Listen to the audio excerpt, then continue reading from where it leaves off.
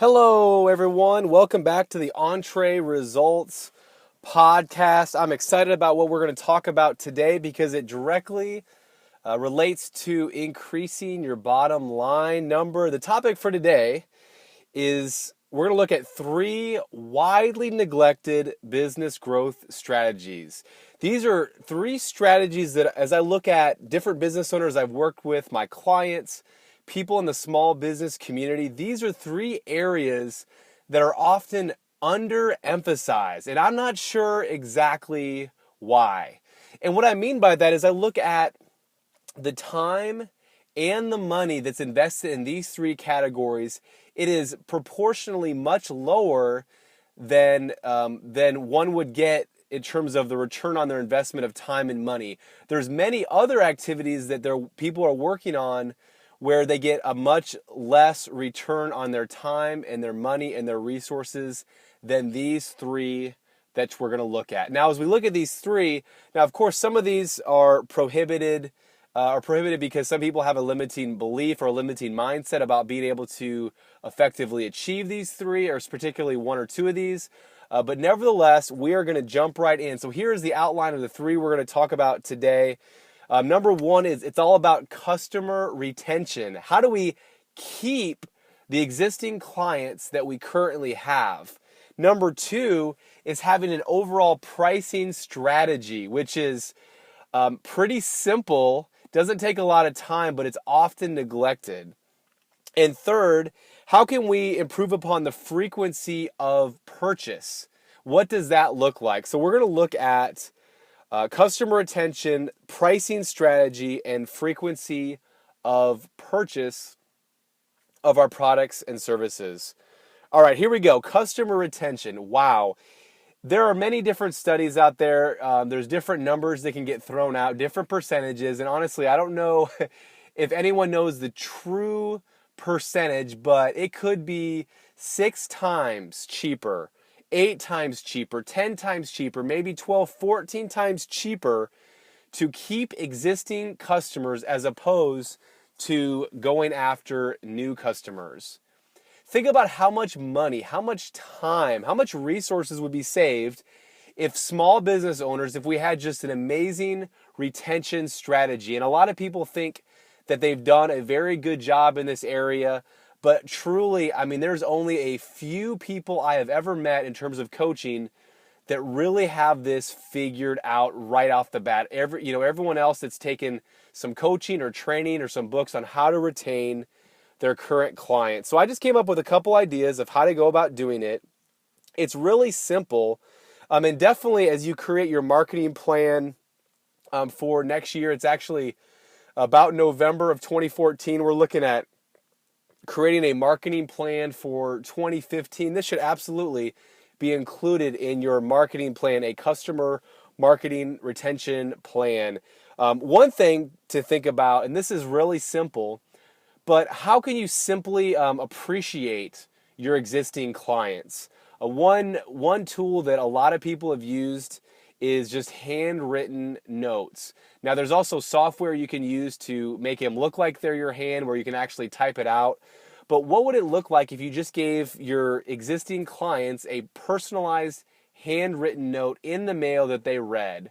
I can tell you from personal experience and from working with many people, these notes actually get kept. These notes get put up in places, and so it does make a huge difference. And depending on how many clients you have or what industry you have, you might have to focus on, the 80-20 rule, the top 20% of your clients where you can write handwritten notes. Maybe you can't do it for all of your clients, but this could be one very cost-effective way to increase customer retention. And if you increase your customer retention, 5% per year or 3% or 10% per year, that can make a huge difference on the bottom line results at the end of the year. And it doesn't cost that much money.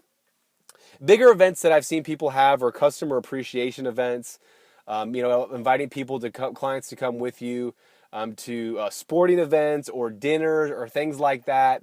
It has been proven to make a difference, and depending on your budget, that might be also something to look into because you can kind of leverage your time by meeting and hanging out and spending time with multiple clients at one event.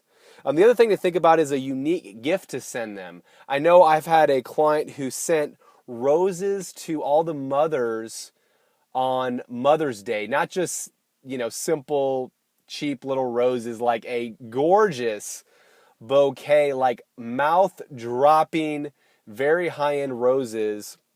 And what it did is it created a buzz. It created an excitement, enthusiasm, and I can't tell you how many referrals that this company got because of that one event, which is honestly a secondary result of having a customer retention strategy, is that you're more likely to get more referrals as well. Now, we talk a little bit, not on this podcast, but we will, if we haven't done already, about referral strategies, what that looks like.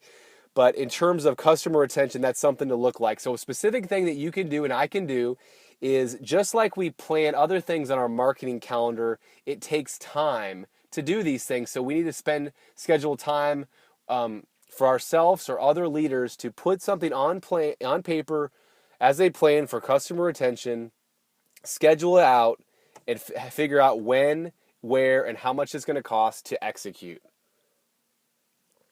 All right, so we kind of hit on customer retention. Next is pricing strategy. Now, this is a limiting belief or a fear that many owners, leaders have. There is a major fear of raising prices. And there's a whole bunch of ways to go about it to make it comfortable, to put yourself in the best position. But people say, I can't raise my prices, I'm already too high. And yes, certainly we have to gauge the market.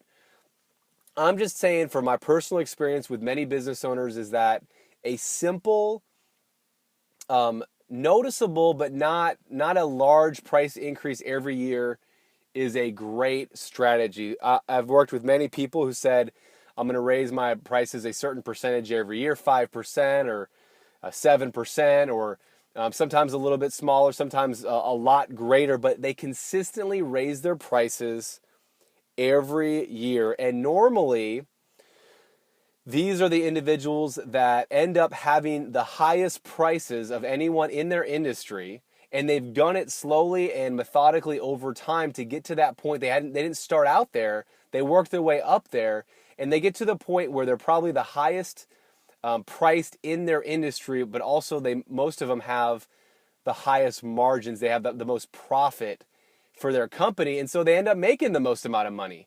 Anyway, so this is something to really think about. Sometimes it takes time to overcome these fears or limiting beliefs about raising prices. I can just tell you that this can make a tremendous impact on your business. And number 3 is looking at the frequency of purchase that your customers or clients have for your product or your service. And this is where, okay, imagine you have a customer that invests in your product or service, once per month. What would it do? What would it look like if they invested twice per month in your product or service? Or maybe they invest once a year, now they invest twice per year. Maybe once every 5 years. What about twice every 5 years? What would that look like to your business? I mean, how much quicker could you grow if you increase the frequency of your purchase? And this is a place where it's good to get creative with thinking about how you can add more value. What can you do to add more value to your clients and services, yet maintain sort of a synergy within the core of what you do? I know when I look at CPA companies, I think, okay, CPA companies can do much more than just taxes. Many people think of CPA companies, hey, I'm just going to do my taxes at the end of the year.